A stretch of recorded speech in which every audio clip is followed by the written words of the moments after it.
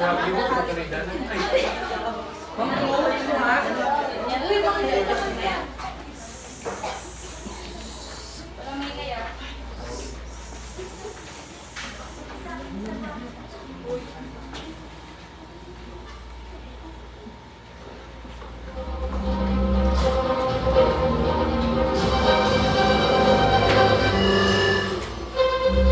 Magsisimula ang ating kwento sa isang babaeng nagpakita ng katapangan, lakas at pagpupursige.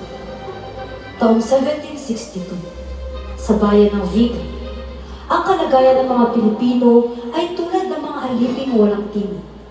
Ngunit sa katahimikan ng gabi at init ng araw, may dahan-dahang umusbong.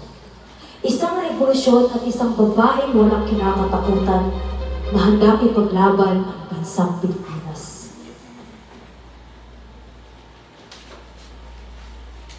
Kailan tayo titigil sa pagyuko sa mga Kastila? Ilang buhay pa ang kailangan mawala? Mga kasama, panahon na upang tayo ang mamuno. Madaling sabihin, Diego, ngunit mahirap gawin ang iyong sinasabi. Tsaka paano, Diego? Wala tayong armas, wala tayong mga sundalo. Huminahon muna kayo at maghunos dili. Hindi dapat tayo mabahala sa mga Espanyol. Mas mabahala tayo na hinahayaan nila tayong maalipusta. Ikamamatay lang natin ang ating paglaban kung wala tayong mga armas. Ngunit meron tayong tapang, meron tayong bayan. At kung ang puso natin ay handang mamatay, may laban tayo may pagwawagi. Hindi ako sumasang-ayon dito, Gabriela. Isa pa, asawa ka lamang ni Diego. Anong magagawa ng isang babae sa isang revolusyon? Mabuti na lang at manatili ka na lang sa inyong tahanan. Ang tahanan ko ang aking bayan. Hindi sa kasarian na susukat at tapang. Kung ako'y babae, ipaglalaban ko ang kinabukasan ng ating mga anak.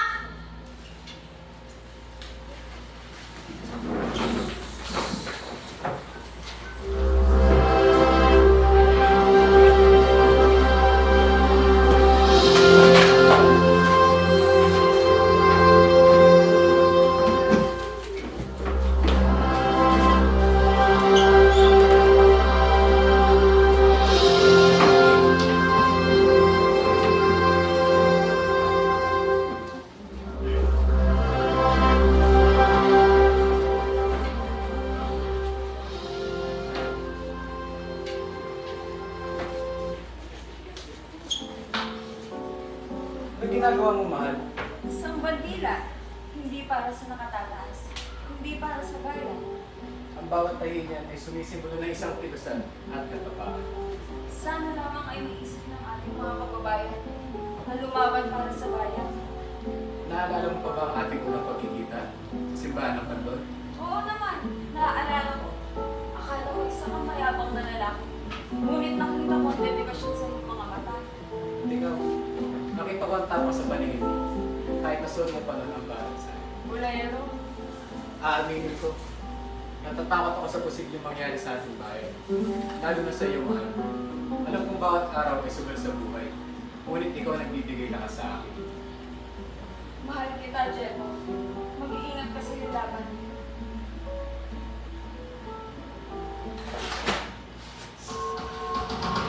Diego! Diego! Nagpadala ng bagong sundalo ng mga Kastila. Kailangan tugmuno tayo agad. Gabriela, bantayan mo ang mga tao. Pupunta ako sa kapundukan ng panghanap ng lakas. Pumunta ka, pero magbalik ka. Hindi ko kaya mag-isa kang pumunta doon. At kung di ako makabalik, Ako magpapatuloy ng laban. Nang umalis si Diego, ay pumunta si Gabriela sa mga kababaihang takot na takot sa mga nangyayari. At nagpa siyang magpulong-pulong na laban.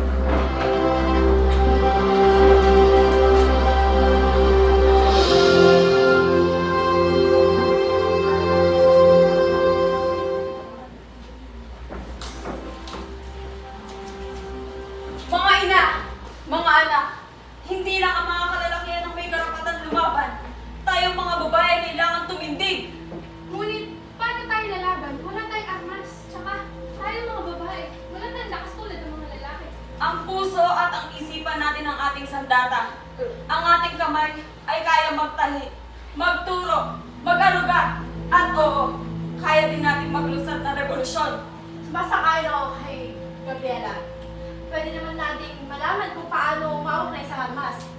Saan niya kasarian, ti pagpasaran, ti kinakaligid, ti may isang tao. Gabriela, dinudugtog ng mga kababaihan ang bakuran mo. Amin da, kahit na ka madunggan.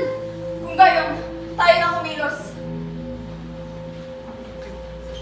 Sa mga gabing walang tulog at araw ng paghihintay, ang pag-ibig ni Diego at Gabriela ay hindi lang sa isa't isa, kundi sa bayan, sa pag-asa at sa kinabukasan. Hindi inisip ng mag-asawang si Diego at Gabriela ang kanilang sariling kapakanan. Ito ay nagpapahiwatig na ang kanilang pagmamahal sa bayan ay masigit pa sa kanilang sarili.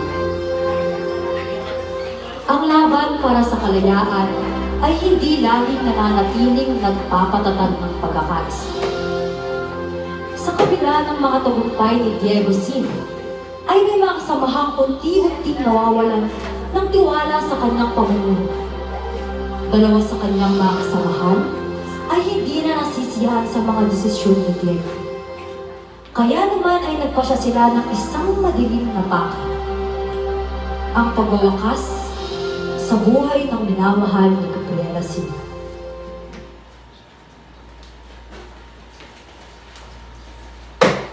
Hindi na to ang pangarap na laban natin.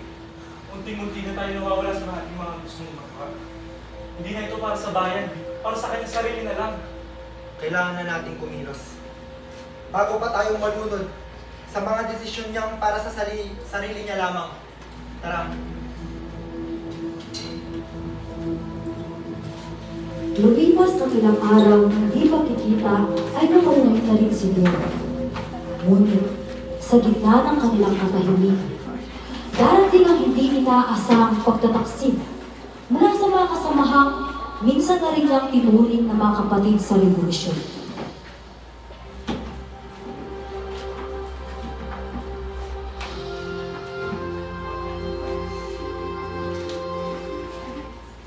Oh, dumating kayo. Halika, magkape mo na rito.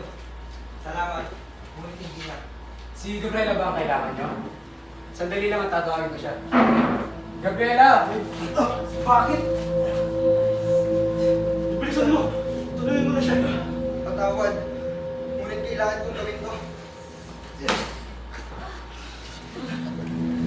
Diego! Kumapit ka! Mahal, bago ako ng isa, gusto ko ituloy mo ang hakbang na simulan Kumapit ka, natin. Diego! Pagpatuloy mo ang laban. Mahal kita, Gabriela.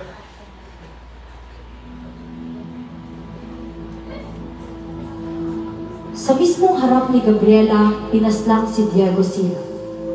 Hindi ng mga kaawa, kundi ng mga taong minsan nakasama niya sa iisang layo. Isang pagtataksil na hindi lang pumatay sa isang libo, kundi sa isang haligi ng bayan.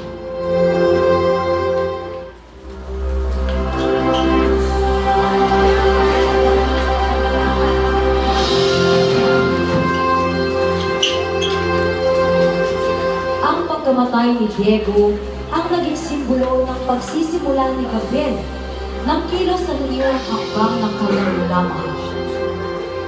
Naging lakas ni Gabriela ang pagkamatay ni Diego at siyang ginamit ng ligas sa apoy ng kanyang damdamin.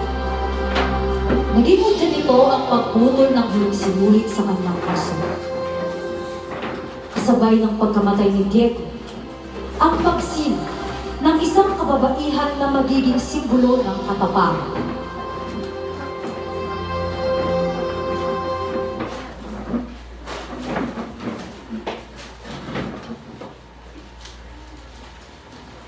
Gabriela Silang, inyong tandaan ang aking ngalan, sapagkat ako magpapatuloy sa laban ni Diego na kanyang sinimulan.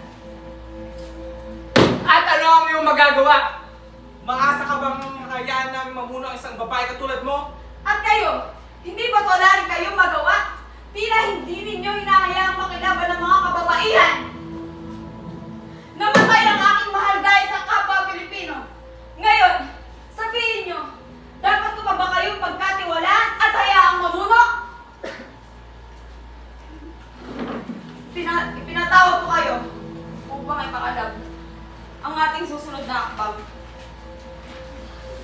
nagsimula na ang pagpaplano ni Gabriel ukol sa pakikipaglaban sa mga dayuhan. Dito rin nagsimula ang kanyang pamumuno sa naiwang samahan ng kanyang asawa. Nagsimula nang maging tanyag ang pangalang Gabriela Sid sa kanilang bayan na naging dahilan upang makilala ang mga kababaihan na hindi basta babae lamang. Pinatunayan ni Diego at Gabriela Silang na ang tunay na pagmamahal sa bayan ay nangunguna kaysa sa pansariling kapakanan. Sa kabila ng mga pangalan, ipinagpatuloy nila ang pag-oorganisa at paghahanda ng kanilang kilusan sa araw ng kanilang pakikipaglaban para sa kalayaan.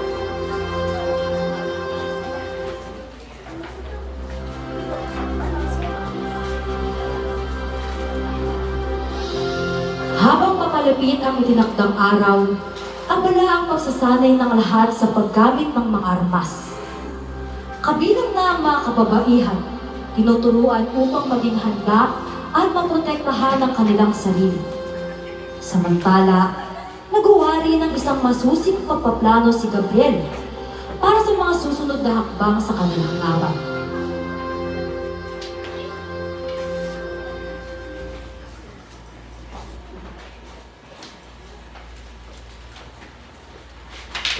Mahal ko, lumalaki na ang ating pwersa. Malapit na nating makamit ang kalayaan. Naghahanda na kami para sa mga dayon. Pinapangako ko sa'yo, hindi masasayang ang iyong pagkamatay.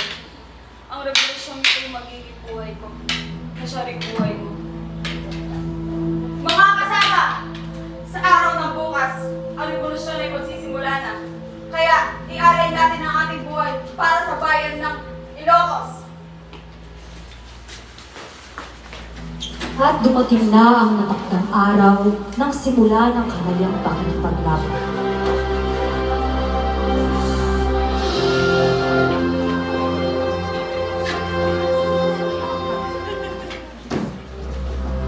Para sa bayan! Para sa bayan!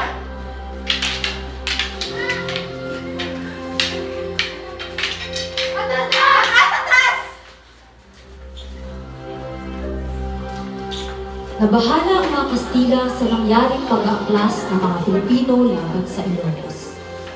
Na napag-alaman nilang si Gabriela Sid, na asawa ng dating namumuno sa revolusyonaryo, ang nauuna sa pag-aaklas. Hindi rin matanggap ng mga Kastila na isang babae ang may lakas ang loob na kalabanin sila. Dahil sa ginawang pagkilos ng Gabriela, ay lalong tumindi ang pagnanais ng mga Kastila na kaslangin siya. Nakaagad na balitaan ni Gabriela kung kaya't siya'y nagmamadaling gumawa ng hakbang laban sa mga ito.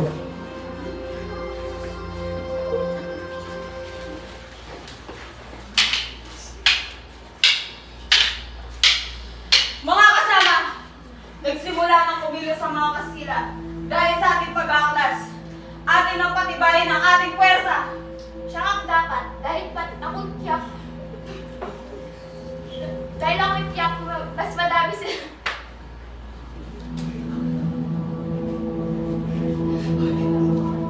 Kami ay tutungo sa bayan upang magikayat muli. Kung gayon, kami mananatili dito para manatili mag-ensayo. Sa pagkakataong ito, tayo ay mas magiging handa. Iaalay natin ang buhay natin hanggang kamatayan. Para sa bayan! Pagsapit ng ika-10 ng Setyembre, ay nagbalik sila muli sa Riga upang makipaglaban, kung saan marami ang mga nasawi sa parehong panahon.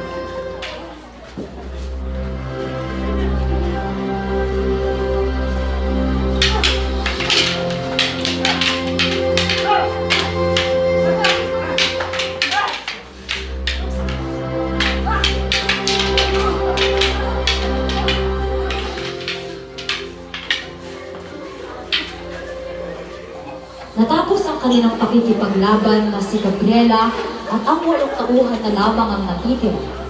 Sa kanilang huling pag-atras at pagtatago, ay nangyari ang isang malagim na pangyayari sa kanilang mga buhay. ika-29 ng Setyembre. Ilang araw matapos ang kanilang pakikipaglaban, ay nadatong sila muli ng mga Kastila at muling dinala sa bayan ng Vigan sa Ilocos Sur.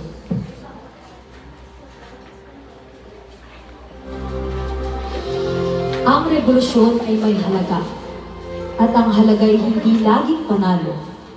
Minsan ito'y dugo, minsan ito'y buhay. Ngayong gabi, isang Gabriela ang ihahain sa batalya. Ngunit hindi siya luluhod, hindi siya tatahimik, sapagkat ang kanyang huling hininga ang magiging unang sigaw ng daang-daang libo.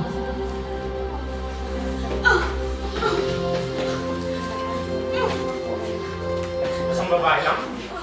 Isang babae lang papasangin natin ngayong gabi? Oo! Babae ako! Pero ang babae to ay hindi nyo kailan na mapatatahimik! Ngunit ngayon, kahit kamatayan na hindi ako mawasak! Pakinggan nyo! Hindi ako natakot mamatay! Natakot ako manatiling tahimik habang nalulunod ang bayan ko sa pangapi! Gabriela! Gabriela! Hindi ka nag-iisa! Kami ang tinig mo! Kami ang kalaban mo!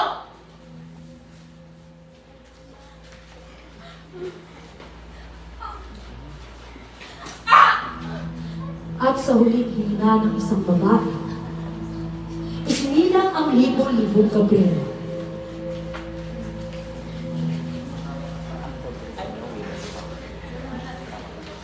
Mabuhay ang kalayaan! Mabuhay si Gabriela Silang! Hindi kami tatahimik! Ang piling ng isang Gabriela Silang ay hindi makakalimutan! Dahil ako ay kayo! Kayo ay ako!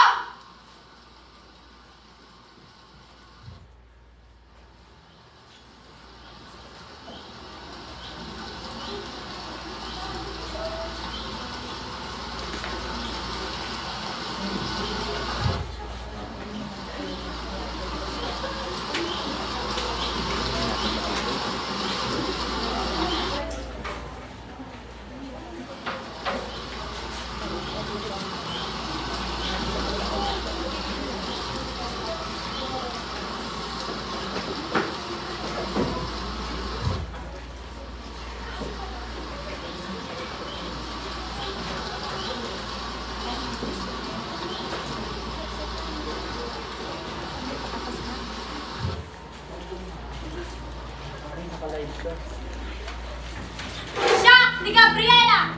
Siya ang hindi pag-asa!